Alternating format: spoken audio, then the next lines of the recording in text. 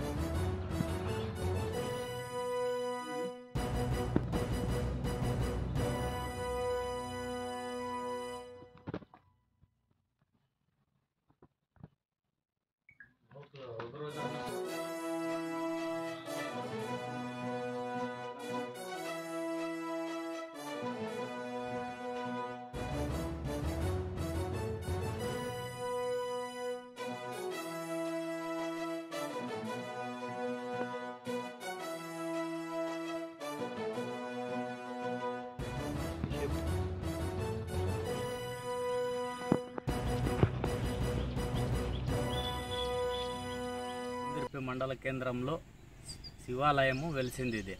ఈ శివాలయము ఆనాడు 15వ శతాబ్దంలో కృష్ణదేవరాయల పరిపాలన హయాంలో ఈ దేవాలయాన్ని ఇక్కడ నిర్మించినారు. కుందుర్పి గ్రామము అనంతపురం జిల్లాలోనే పురాతన దేవాలయాలకు పుట్టినిల్లు. ఇక్కడ 15వ శతాబ్దంలో కృష్ణదేవరాయలు పరిపాలనలో పాలించినాడు. ఇక్కడ చాలా మహా అద్భుతమైన ఆలయాన్ని నిర్మించినాడు. శివాలయం అంటారు దీన్ని, లేదా కృష్ణ దేవరాయల ఆలయము అంటారు. ఇక్కడ ఈ దేవాలయం నేడు పురావస్తు శాఖ అధికారులు కానీ దేవాదాయ శాఖ అధికారులు కానీ పట్టించుకోవడంలో నిర్లక్ష్యం వహించడంతో నేడు శిథిలాస్థితికి చేరుకుంది అని చెప్పడానికి ఇదే చక్కటి ఉదాహరణగా వివరించవచ్చు. అంతేకాకుండా ఈ దేవాలయంలో ఆనాటి కళాకారులు మలిచిన విగ్రహాలు కళలకు కాణాచిగా కుందిర్పి గ్రామం వెరజల్లుతుంది. ఈ దేవాలయం నేడు అసాంఘిక కార్యకలాపాలకు నిలయంగా మారింది. ఇప్పటికైనా సంబంధిత అధికారులు స్పందించి కళా సంపద కనుమరుగు కాకుండా చర్యలు తీసుకోవాల్సిన ఆవశ్యకత ఎంతైనా ఉంది. ఆర్కియాలజీ డిపార్ట్మెంట్ అసిస్టెంట్ డైరెక్టర్ మరియు టెక్నికల్ అసిస్టెంట్ గారు మరియు ఎంఆర్ఓ గారు అందరం కలిసి ఇక్కడ విజిట్ చేయడం జరిగింది. ఇందులో మా పరిశీలనలో భాగంగా ఇక్కడ మేము అబ్జర్వ్ చేసింది ఏంటంటే విజయనగర రాజులు కట్టిన దేవాలయం నిర్మాణం కనిపిస్తుంది. అక్కడ స్ట్రక్చర్స్ చూసిన, అక్కడ ఆర్కిటెక్చర్ చూసిన అద్భుతంగా, చాలా అద్భుతంగా ఉంది. పెద్ద పెద్ద నాగుపాములు, తర్వాత గరుడ కానీ, చెన్నకేశ్వర ద్వారపాలకులు చూస్తే వైష్ణవ ద్వారపాలకులు కనిపిస్తున్నారు. తర్వాత పెద్ద పెద్ద చేపలు కానీ, అక్కడ ఫిషెస్, మనకి మత్స్యావతారం అంటాము. మత్స్యావతారంలో భాగంగా మనము వైష్ణవ కల్ట్ కూడా ఉన్నట్టుంది. తర్వాత చూస్తే లోపల చాలా చీకటిగా ఉంది ఆ గది. అందులో కూడా పెద్ద పెద్ద పైపులు ఉండడం వల్ల, గబ్బిలాలు కూడా అన్నీ ఉండడం వల్ల లోపల చూడలేకపోయాం. అయినా కానీ అక్కడ నంది శివుడు అక్కడ ఉన్నట్టుగా మా పరిశీలన, అంటే నేను చూసినది అక్కడ కనిపించడం జరిగింది. తర్వాత అక్కడ చూస్తే ఏంటంటే 4-5 విగ్రహాలు కూడా గర్భగుడిలో ఉండడం జరిగింది. 2 గర్భగుడులు ఉన్నాయి. ఒక గర్భగుడిలో పోవడానికి వీలు లేకుండా ఉంది. ఇంకో గర్భగుడిలో చూస్తే ఒక 5 విగ్రహాలు ఉన్నాయి. అవి ఏంటనేది మేము ఆ చీకటిగా ఉండడం వల్ల పరిశీలించలేకపోయినాం. అవి క్లీన్ చేసిన తర్వాత వాటిని పరిశీలించి ఏ కాలం నాటిది, ఏ దేవుళ్ళు అనేది కూడా మేము చెప్పగలమని తెలుపుతున్నాను. ఇక్కడ ఈ దేవాలయాన్ని మనం అందరం పరిరక్షించుకోవాలని కోరుకుంటున్నా. గ్రామ ప్రజలకు కానీ, ఇక్కడ ఉన్న అధికారులకు కానీ, ప్రతి ఒక్కరికి కానీ తెలియజేందంటే హెరిటేజ్, మన సంస్కృతి సాంప్రదాయాలను, మన దేవాలయాలను ప్రతి ఒక్కటి ఏవైనా పర్వాలేదు, ప్రాచీన కాలానికి సంబంధించినవి కానీ ప్రతి ఒక్కటి, మన శాసనాలు ఇలాంటివి విగ్రహాలు కానీ అక్కడక్కడ పడేసి ఉంటాయి. వీటినన్నింటిని కూడా మనం కాపాడుకోవాలి. ఒక దగ్గర మనం అవన్నీ భద్రపరిచి భవిష్యత్ తరాలకు అందించాలని కోరుకుంటున్నా. రీసెంట్గా కలెక్టర్ గారు కూడా, మన డాక్టర్ వినోద్ కుమార్ ఐఏఎస్ గారు కూడా దీంట్లో భాగంగా మనకి ఒక కమిటీ ఏర్పాటు చేసి వెలుగులోకి రాని ప్రాచీన దేవాలయాలను కానీ ప్రతి ఒక్కటి హెరిటేజ్ సంబంధించి హిస్టారికల్ ప్లేసెస్ ప్రతి ఒక్కటి కూడా వెలుగులోకి తీసుకొచ్చి మన అనంతపురం జిల్లాలో ఇన్ని చారిత్రాత్మకమైన కట్టడాలు ఉన్నాయని కూడా తెలియజేయాలని కోరడం జరిగింది.